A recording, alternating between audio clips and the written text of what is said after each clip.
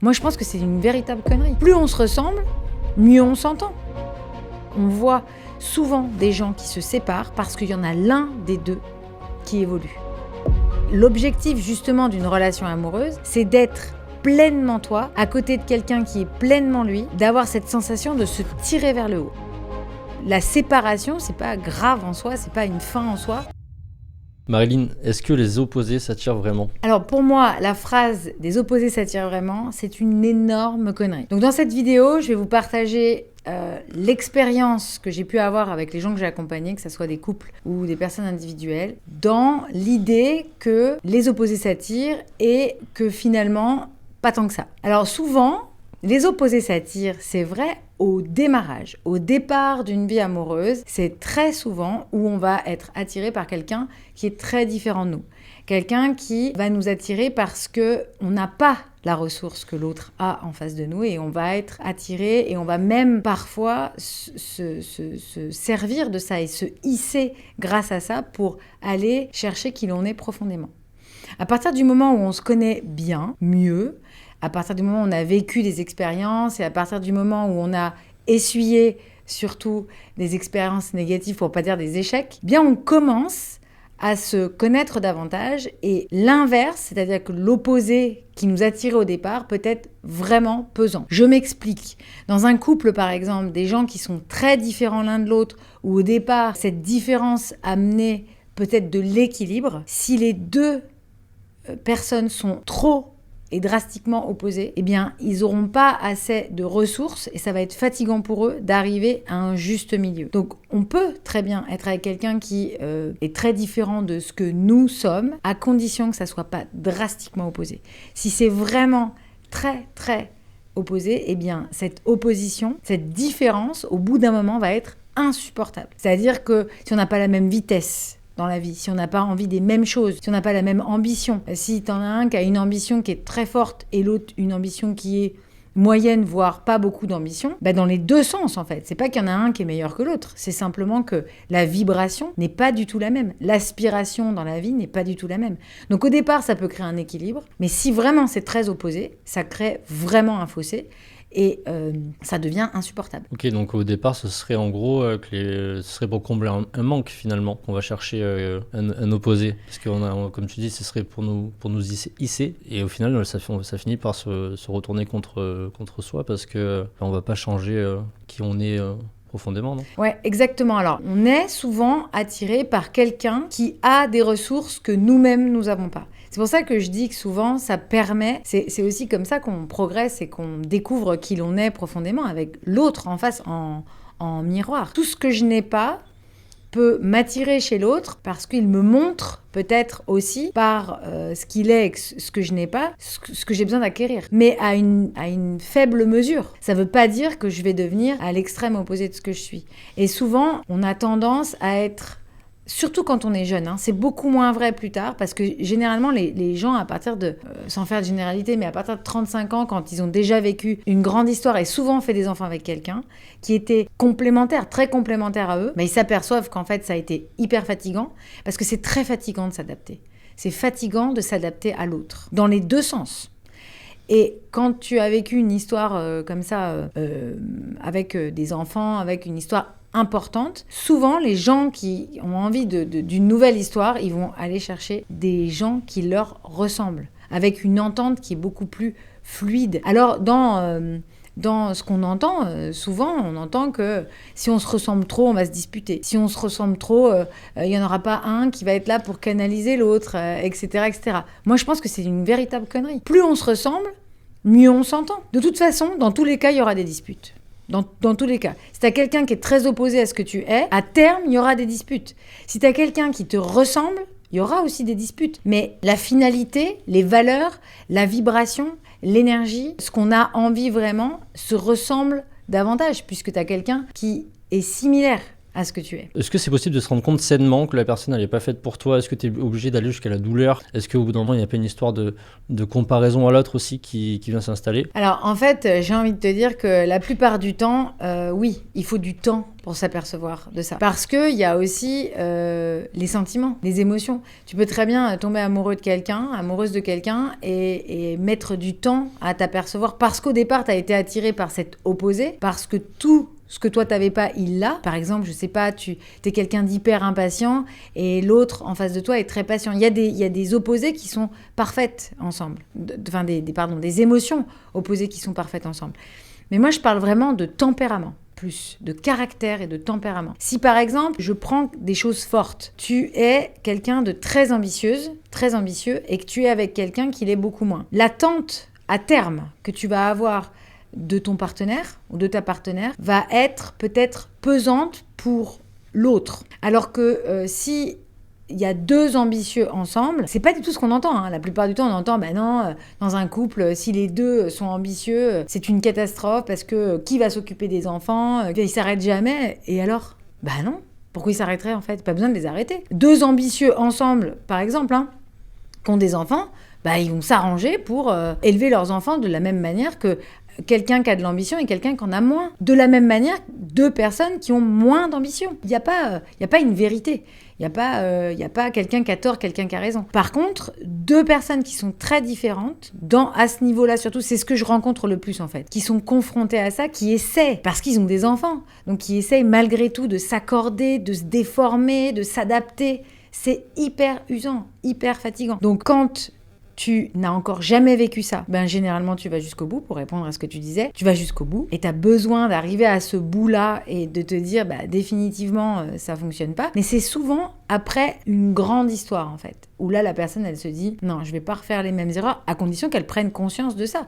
Donc je pense que c'est beaucoup plus efficace d'aller vers quelqu'un qui nous ressemble en termes de tempérament, en termes d'énergie. Mais finalement, ce serait presque de la chance que de ne jamais vivre ça. Quand t'es jeune, forcément t'évolues avec le temps.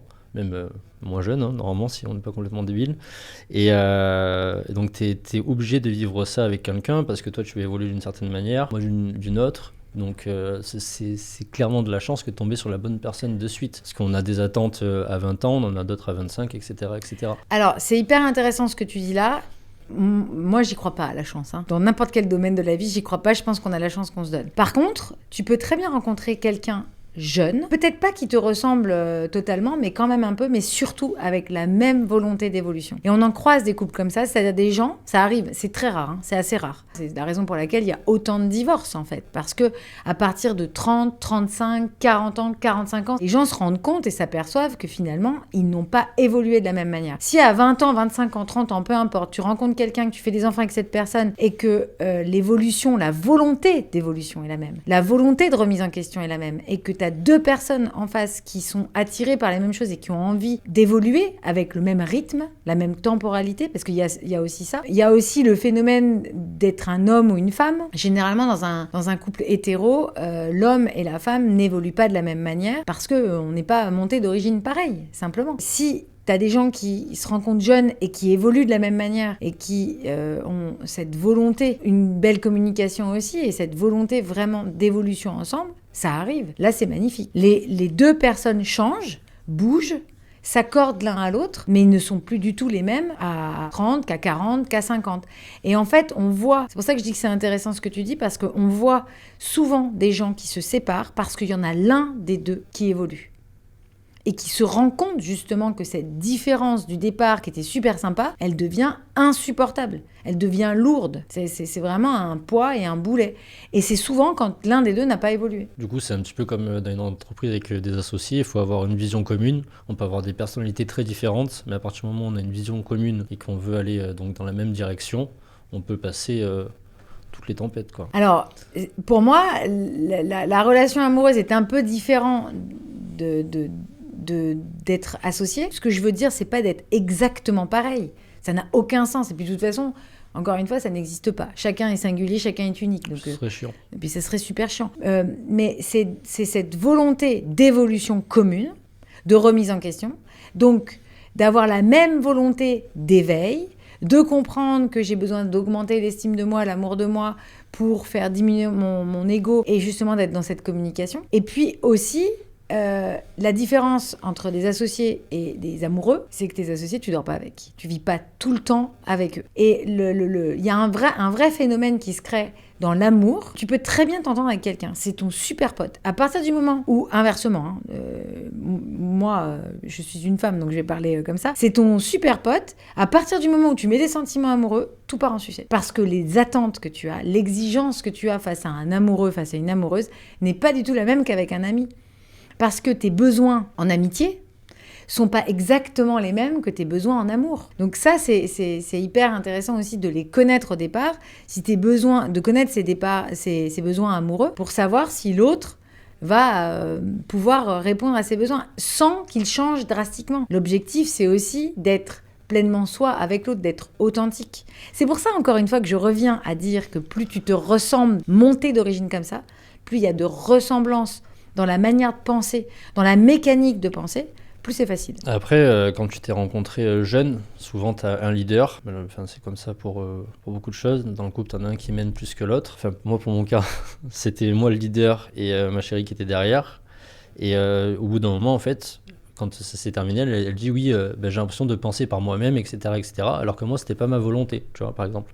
Et je pense que c'est aussi délicat d'arriver à jauger, à se rendre compte que en fait, tu as modelé une personne sans le vouloir et qu'au bout d'un moment, forcément, c'est un impact qui n'est pas le bon et c'est dommage, quoi. Mais quand le constat est le suivant et que tu finis une relation et que tu as la sensation des deux côtés de ne pas être pleinement toi, c'est que tu t'es mis avec quelqu'un qui était opposé à toi et pas quelqu'un qui te ressemblait. L'objectif, justement, d'une relation amoureuse, c'est d'être pleinement toi à côté de quelqu'un qui est pleinement lui ou elle, et d'avoir cette sensation de se tirer vers le haut. En tout cas, moi, c'est vraiment ma définition et la belle définition que je peux avoir de l'amour et de tous les gens que j'ai vus amoureux, qui restent amoureux, où la relation est belle. C'est généralement des gens qui respectent leur individualité, respectent l'individualité de l'autre, et on se rend compte la plupart du temps qu'ils se ressemblent beaucoup. Parce que c'est facile.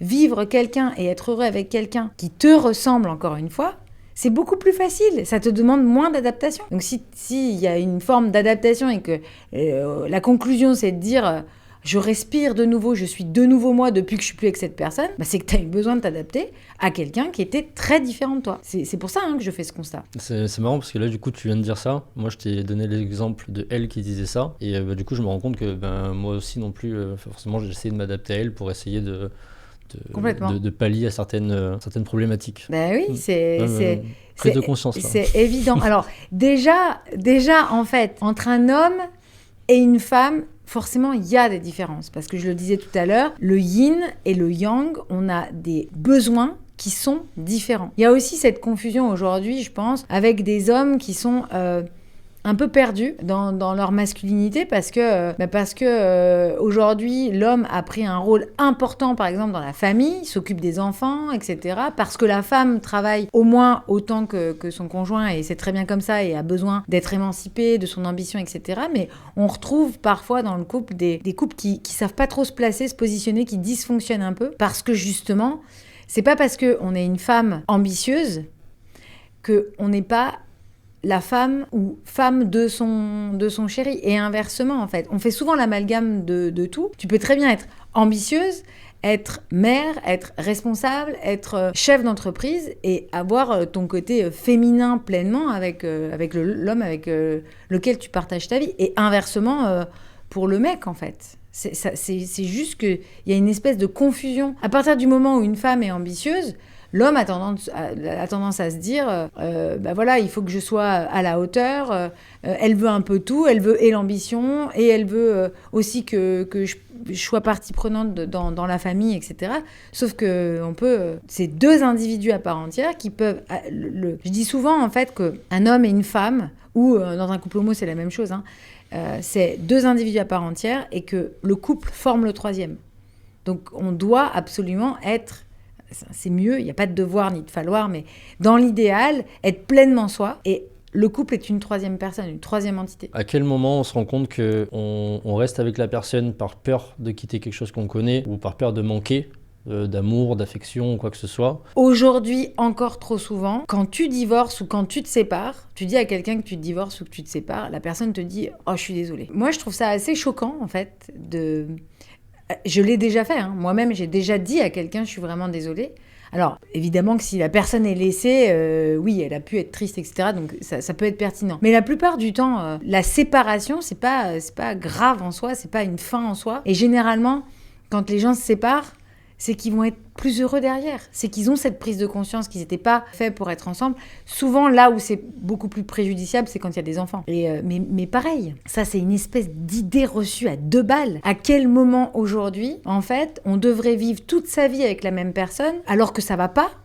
Et pourquoi ça serait grave et pourquoi ça serait terrible de devoir se quitter, se séparer. Il y a encore, je trouve, un tabou par rapport à ça. Les enfants s'adaptent à beaucoup de choses. Ça dépend comment c'est fait. Et plus on va changer nos consciences et plus on va avoir conscience que c'est OK, en fait, et de le prendre avec du recul.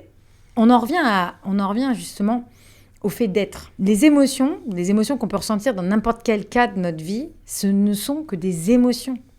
La plupart du temps, l'émotion négative est figeante, elle nous fige sur place, souvent on la retient parce qu'on en a peur. Alors qu'en fait, une émotion, comme n'importe quelle émotion, qu'elle soit positive ou négative, tu la laisses te traverser et c'est OK, en fait. Donc dans n'importe quelle...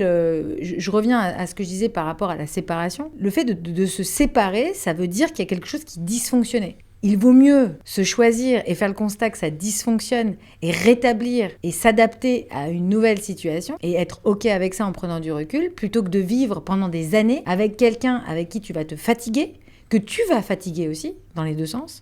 Potentiellement être malheureux aussi. Potentiellement être super malheureux, rendre aussi malheureux des enfants. Et voilà, en prenant du recul sur les choses, de te dire, OK, est-ce que cette personne correspond aujourd'hui à mes besoins? Est-ce que je vais pas être plus heureuse après? Et la plupart j'ai quand même rarement vu des gens qui regrettent une séparation. C'est très très rare, hein. Ça arrive. Ils peuvent se remettre ensemble, mais c'est quand même très rare. Ok. Et du coup, pour un petit peu le mot de la fin, donc toi, ta vision du couple, comme les autres posés, ne s'attire pas. Donc c'est pas forcément un complément. Comment tu le vois? Parce qu'on va dire, oui, il faut qu'ils soient complémentaires, etc., etc. C'est quoi toi, ta vision là-dessus? Déjà, je pars du principe qu'à partir du moment, je parle d'un couple hétéro, et même dans un couple homo, de toute façon, il y a toujours le yin et le yang.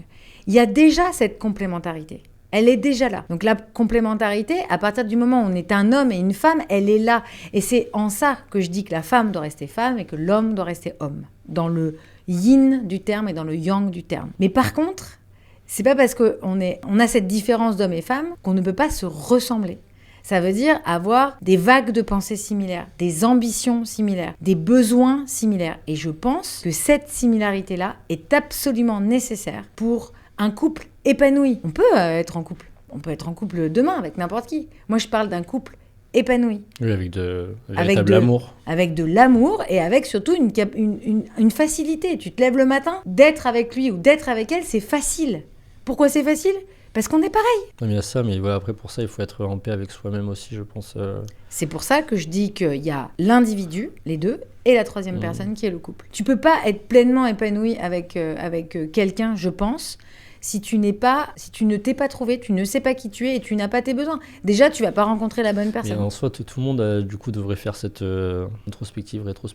Introspection, aucun des deux. Mais bien sûr, évidemment. C'est la raison pour laquelle je pense, et c'est pas parce que c'est mon métier, je parle aussi pour la femme que je suis, c'est absolument nécessaire, il me semble, d'être aidée à un moment de sa vie par un thérapeute, un psy, un coach, peu importe, pour comprendre qui l'on est vraiment et pour aller libérer ces blessures profondes que l'on a en incarnation. Il n'y a personne qui n'a pas de blessures parce que c'est vraiment des blessures d'incarnation. En tout cas, c'est comme ça que j'accompagne les gens et c'est comme ça qu'est basée ma méthode de libération. De libérer ses croyances limitantes, de s'émanciper de sa famille, de s'émanciper du regard des autres pour être pleinement soi, pour rencontrer en face la personne qui va te correspondre pleinement. Si t'es que la moitié de toi-même et si tu ne sais pas quitter parce que t'es parasité par des blessures profondes, par des croyances limitantes, par des décisions qui sont pas vraiment les tiennes, parce que transgénérationnellement tu portes des choses ou parce que X ou Y trauma, en face de toi, tu as une partie de toi. Et quand tu évolues avec le temps, parce que c'est quand même rare qu'à 20 ans, tu aies fait tout ce travail introspectif. C'est pour ça que l'âge, l'expérience amène, parce que tu t'es bouffé bien des trucs dans la tête, et donc forcément, ça t'amène à te dire, là, je me rends compte qu'il y a quelque chose qui dysfonctionne, donc je vais me libérer, je vais chercher qui je suis vraiment, et c'est pour ça que souvent, la deuxième partie de la vie, tu as quelqu'un qui te correspond beaucoup mieux, beaucoup plus. Et du coup, il y a un versus entre se compléter et se connaître vraiment, quoi, finalement. Oui. L'un n'empêche pas l'autre. Tu peux, encore une fois, être complémentaire, mais tant que tu ne te connais pas vraiment, tant que tu ne sais pas profondément qui tu es, c'est vraiment pas évident d'avoir en face de toi quelqu'un qui va te correspondre pleinement. Mais le truc, c'est que tu connais même pas toi-même tes besoins, donc forcément, tes Mais besoins, tes envies. La plupart des gens que je reçois en coaching, ils savent très bien ce qu'ils veulent pas. Ils savent très bien ce qu'ils veulent plus. Quand je leur dis, ok, c'est super ce constat-là. Qu'est-ce que tu veux vraiment ? La personne va dire, comment ça, ce que je veux vraiment ? Quels sont tes besoins ? Qu'est-ce que tu veux vraiment ? C'est assez rare que les gens disent, je veux ça, je suis comme ci, je suis comme ça, il me faut ça, Très rare. Donc en fait, tu cherches quelque chose que tu ne sais même pas ce que tu cherches. Tu es au volant de ta Ferrari, tu as un super GPS, la voiture, elle va à 300 à l'heure, 300 à l'heure, pas mal. 300 à l'heure, et tu mets sur l'adresse de ton GPS, je sais pas où je veux aller. Même si la voiture, elle a un super moteur et qu'elle roule à 300 à l'heure, elle va aller nulle part. Il faut, encore une fois, pas de falloir et pas de devoir, mais dans l'idéal, aller activer les ressources. L'être humain est extraordinaire et a des ressources absolument fantastiques. Tant que tu n'as pas conscience que tu as des ressources fantastiques, que tu es absolument responsable de tout dans ta vie. En allant justement activer ces ressources, en te libérant, tu vas avoir en face de toi, que ça soit dans ta relation amoureuse, dans ta relation professionnelle ou dans ta vie tout court, de l'à peu près. Ta vie est l'exemple et le reflet exact de ce qui est à l'intérieur de toi. Le reflet exact de ce qui est à l'intérieur de toi. Si ça dysfonctionne dans ta vie, juste va regarder à l'intérieur. Et c'est magique. C'est magique, t'as besoin de personne. Et comment on fait ça ? Alors, justement, le constat, c'était de me dire, et surtout de ne pas pouvoir accueillir tous les gens que j'aurais aimé avoir en accompagnement individuel. Donc, j'ai aujourd'hui une super équipe et on a monté ensemble une communauté qui s'appelle Madame Bonheur Community. Donc, l'idée, c'est vraiment d'amener à toute personne désireuse de se développer, d'aller activer ses ressources, d'aller libérer ses blessures profondes, ses croyances limitantes pour pouvoir être pleinement, activer son plein potentiel à travers cette communauté, donc une communauté bienveillante dans laquelle tu vas retrouver des vidéos, dans laquelle il y a des coachs également qui sont là pour t'aider au quotidien, où je vais faire 1 à 2 lives par mois. Donc l'objectif, c'était vraiment d'avoir un espace de sécurité bienveillant où les gens puissent se retrouver et aller à leur propre rythme, justement, libérer tout ça, activer leur plein potentiel. Ok, trop bien. Et c'est quels sujets qui sont pointés du doigt un petit peu sur cette communauté ? On va d'abord venir calmer le système nerveux. C'est-à-dire qu'on va, par le biais de ressources, d'outils, de rituels, vraiment venir calmer le système nerveux avec de l'autonomie, donc des rituels, des exercices de respiration, de l'EFT, tout un tas de choses comme ça sur 7 jours. Puis ensuite, il y a différents parcours pour aller libérer les blessures profondes, les croyances limitantes. On a aussi un parcours sur le pardon, sur la liberté. Et puis à terme, il y aura beaucoup d'autres thèmes, beaucoup d'autres sujets avec d'autres experts aussi qui vont intervenir dans cette communauté. Et le parcours sur 7 jours, c'est combien de temps par jour à peu près ? Le challenge harmonie sur 7 jours, l'idée c'est, on a tous une vie de dingue, on a tous une vie à 200 à l'heure, donc c'est vraiment d'arriver à prendre 5 à 10 minutes par jour, 5 à 10 minutes par jour, que ce soit le matin ou le soir, ou le soir, de pouvoir mettre une toute petite habitude en place, un rituel en place pour pouvoir vraiment changer les choses et surtout s'apercevoir qu'en 7 jours, juste avec 5 minutes par jour, on arrive à baisser le niveau de stress et d'anxiété de manière considérable, vraiment considérable et en totale autonomie. Les vidéos sont toutes faites pour ça avec des exercices qui vont vraiment permettre après 7 jours, voir vraiment un avant et un après. Merci beaucoup d'avoir suivi cet épisode. N'oubliez pas d'activer la petite cloche qui est juste en dessous pour d'autres vidéos, pour être informé des autres vidéos. Et évidemment, on vous met le lien de la communauté juste en dessous. Cliquez dessus et vous allez directement tomber sur la page.